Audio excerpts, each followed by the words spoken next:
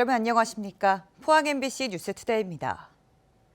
오늘도 여전히 대구와 경북에는 폭염특보가 이어지며 무더운 날씨가 예상되는데요. 오후부터는 대구와 경북 남부를 중심으로 소나기 소식도 있겠습니다. 자세한 날씨 유하경 기상캐스터가 전해드립니다. 제79주년 광복절인 오늘 맑고 더운 날씨가 예상되는데요. 현재 대구와 경북 내륙에는 폭염경보가, 그 외 경북 동해안에는 폭염주의보가 이어지고 있습니다.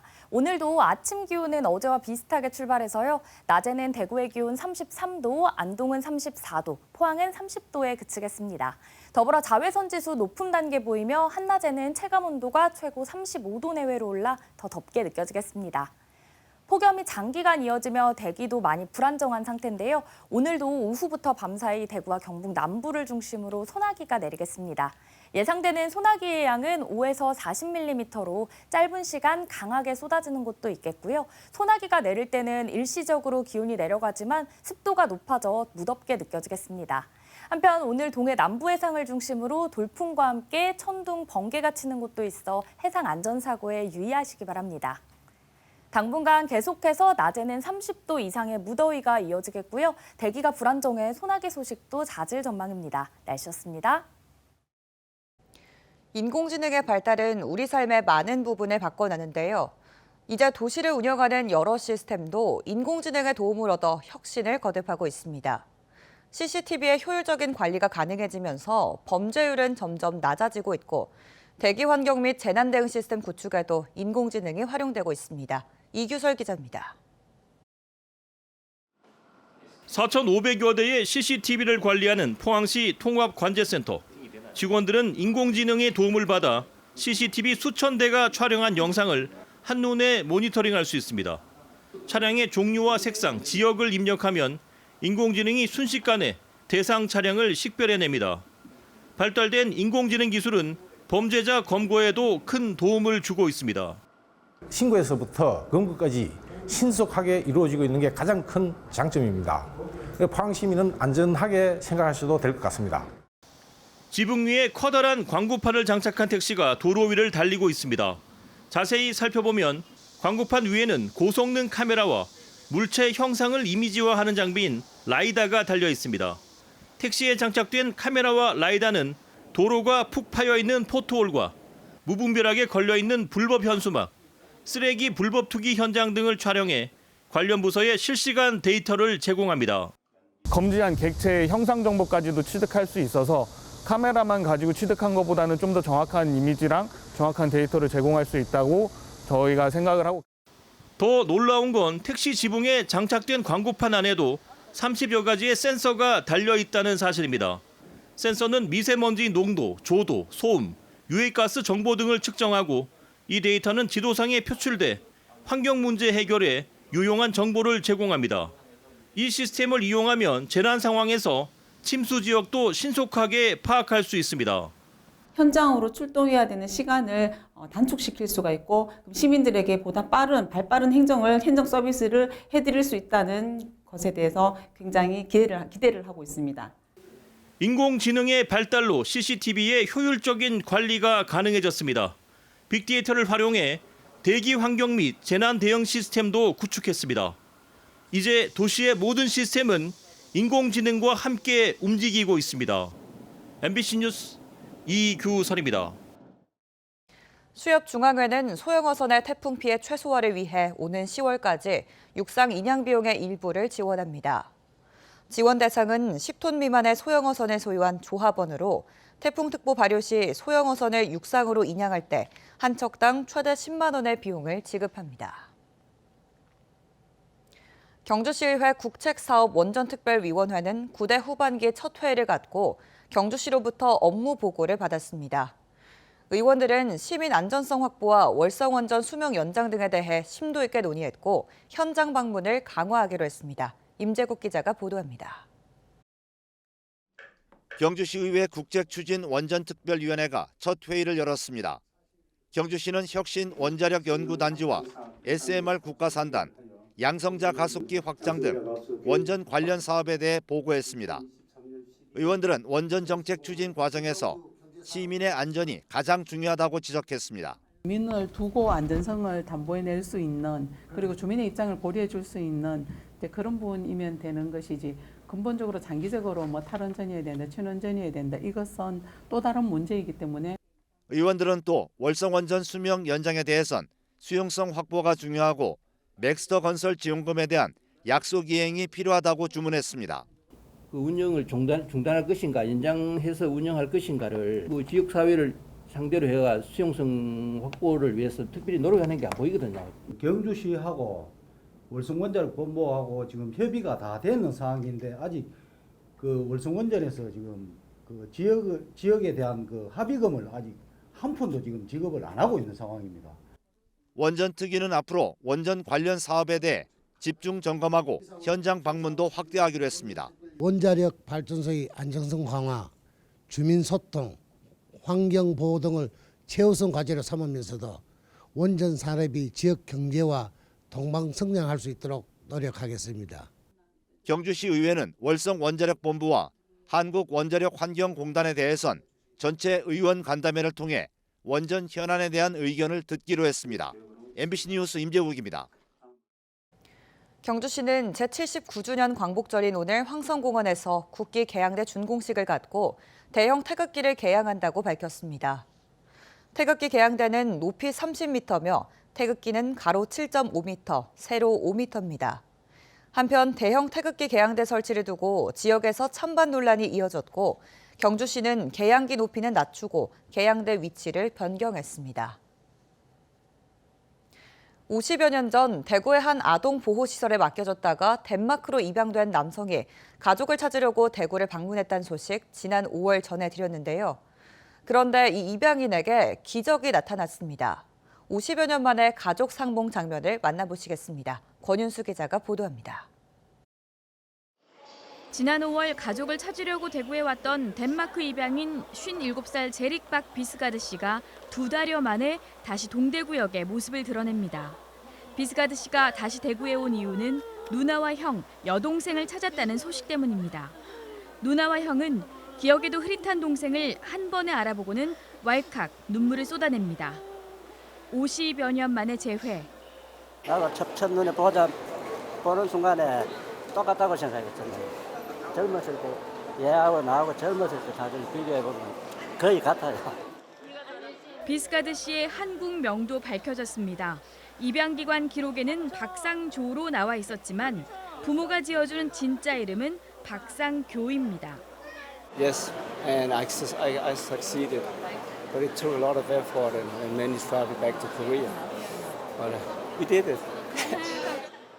이들의 만남은 기적과도 같습니다. 비스가드 씨가 가족을 찾기 위해 1988년부터 여러 차례 한국을 방문하는 등 백방도력했지만 얻을 수 없었던 정보를 2024년 4월에서야 받을 수 있었기 때문입니다. 입양기관의 한 직원이 비스가드 씨의 사망한 친부 이름과 주소를 이메일로 슬쩍 알려준 겁니다. 그래서 지난 5월 친부의 주소지인 대구 남구로 한 걸음에 달려왔습니다. 하지만 이번에도 헛걸음이었습니다. 개인정보보호법에 가로막혀 형제자매 정보를 얻지 못했기 때문입니다. 경찰에 헤어진 가족 찾기 신청만 하고 덴마크로 돌아가야 했습니다.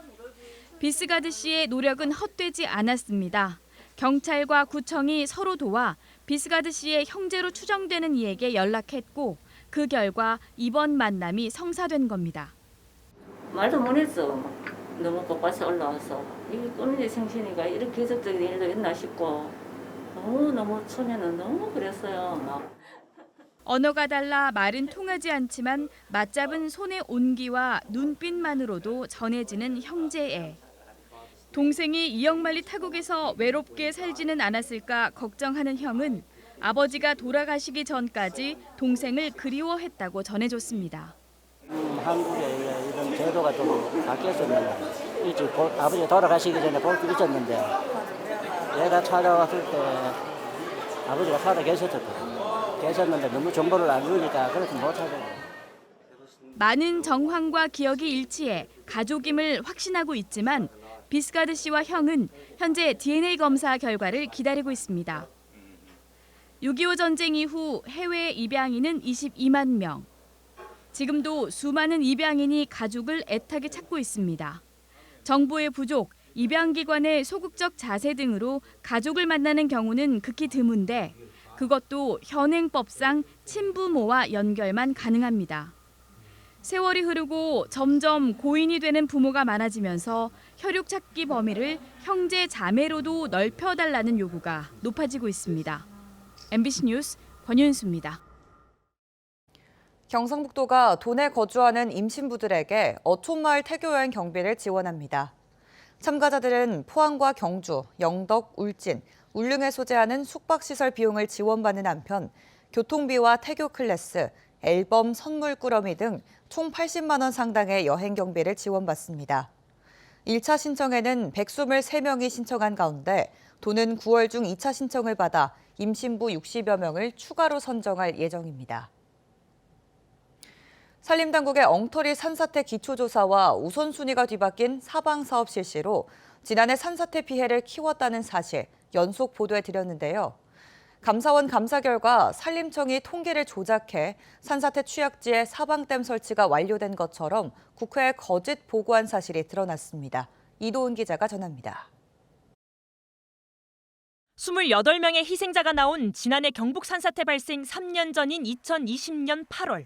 국회 해당 상임위 의원들은 산림청장에게 산사태 취약지역의 사방사업 실시율이 낮은 점을 들며 집중호우 등으로 인한 산사태 대비가 허술한 것 아니냐는 지적을 합니다. 산사태 취약지역 또는 위험지구를 보니까 한 46% 정도 했더라고요. 사방댐 사업 중에 산사태 취약지역으로 구분되어 있는 데를. 그쪽을 좀 더 높이는 작업을 해야 되지 않을까. 국회 지적에 산림청장은 보완 의지를 보였지만 정작 산림청의 대책 마련은 엉뚱한 방향으로 흘러갑니다. 국회 지적 열흘 만에 산림청은 광역단체와 지방산림청에 공문을 보내 이미 사방사업이 진행된 대상지에 산사태 취약지역 지정 방안을 수립하라고 급히 지시합니다. 사방댐이 이미 설치된 곳을 취약지로 사후 지정하는 꼼수를 지시한 셈입니다. 관련 법엔 인명피해가 우려되는 곳을 먼저 예방하기 위해 취약지 조사 이후 사방사업을 진행하라고 명시돼 있습니다. 산림청의 이 같은 조치로 인해 산사태 취약지역 내 사방댐 설치율은 40%대에서 90%대로 급상승합니다. 취약지 절반 이상이 사방댐 없이 산사태 위험에 그대로 노출되고 있는데도 마치 취약지 다수의 사방댐 설치가 마무리돼 산사태 위험이 없는 것처럼 조작한 겁니다. 산림청은 이러한 꼼수를 부추기라도 하듯 지방산림청의 실적평가에 사후 취약지 지정률 지표를 추가하기도 했습니다. 경북 북부를 관할하는 남부지방산림청을 비롯해 5개의 지방산림청은 부당한 지시에 대해 문제 제기 없이 취약지 지정에 열을 올렸고 관련 평가에서 10점 만점을 받았습니다. 이렇게 만들어진 사방사업률 통계는 2023년 국정감사에 보고됐는데 거짓 작성된 사실은 최근 감사원 특정 감사를 통해서야 수면 위로 떠올랐습니다. 국회의원들이 알았으면 이대로 있었겠습니까? 이미 그 사방 사업이 이루어진 곳에 대해서도 취약 지역으로 지정할 수 있는 방안을 강구해라 하는 문서를 자세히 좀 살펴보다 보니까 이런 문제가 발견이 됐습니다.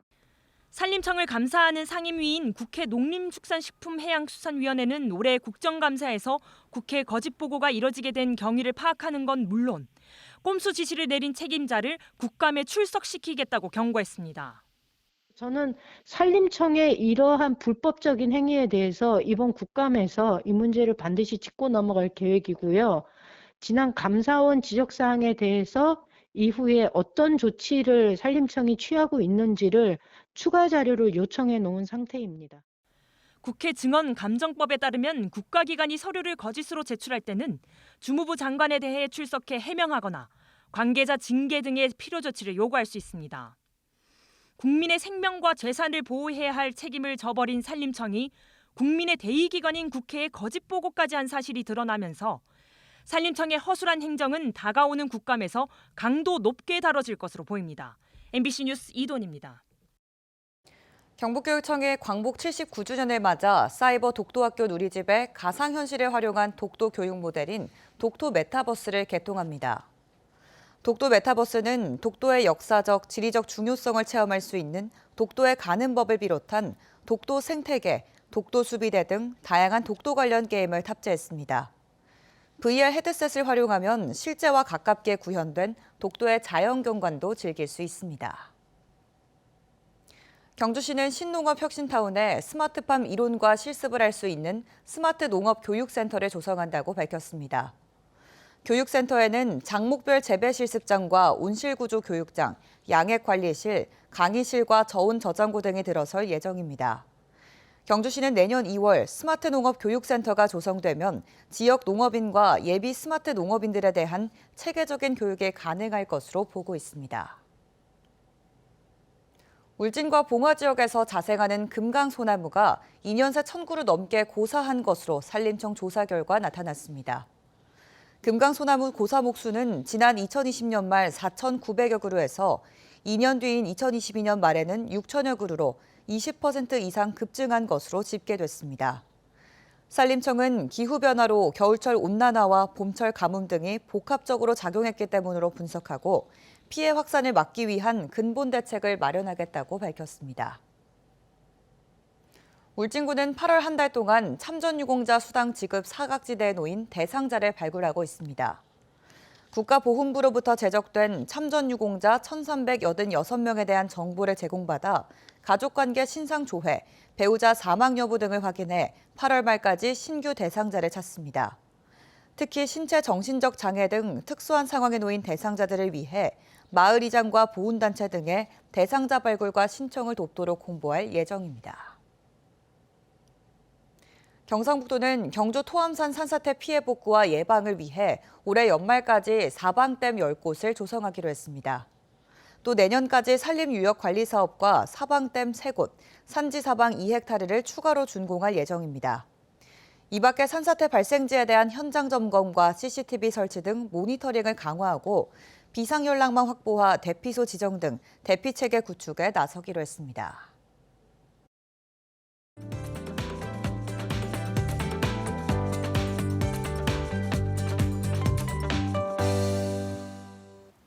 제79주년 광복절인 오늘도 맑고 더운 날씨가 예상되는데요. 현재 대구와 경북 내륙에는 폭염경보가, 경북 동해안과 일부 경북 지역에는 폭염주의보가 이어지고 있습니다. 오늘도 아침 기온은 어제와 비슷하게 출발해서요. 낮에는 대구의 기온 33도, 안동은 34도, 포항은 30도에 그치겠습니다. 더불어 자외선지수 매우 높음 단계, 그리고 체감온도도 35도 내외로 올라 더 덥게 느껴지겠습니다. 폭염이 장기간 이어지며 대기도 많이 불안정한 상태인데요. 오늘도 오후부터 밤사이 대구와 경북 남부를 중심으로 소나기가 내리겠습니다. 예상되는 소나기의 양은 5에서 40mm로 짧은 시간 강하게 쏟아지는 곳도 있겠고요. 소나기가 내릴 때는 일시적으로 기온이 내려가지만 이후 습도가 더 높아져 무덥게 느껴지겠습니다. 한편 오늘 동해 남부 해상을 중심으로 돌풍과 함께 천둥, 번개가 치는 곳도 있어 해상 안전사고에도 유의하시기 바랍니다. 위성 영상입니다. 오늘 전국적으로 북태평양 고기압의 가장자리에 들겠습니다. 자세한 지역별 날씨 보시면 오늘 우리 지역 가끔 구름 많겠고요. 아침까지 가시거리 1km 미만의 안개에 유의하시기 바랍니다. 미세먼지는 오늘도 좋음 수준 예상되고요. 바다의 물결은 0.5m에서 최고 1m로 잔잔하게 일겠습니다. 오늘 아침 대구의 기온 24도, 김천은 23도로 출발해서요. 낮에는 대구 33도, 김천은 35도 예상됩니다. 안동의 현재 기온은 23도, 문경은 22도로 출발해서요. 낮에는 안동 34도, 문경은 33도까지 오르겠습니다.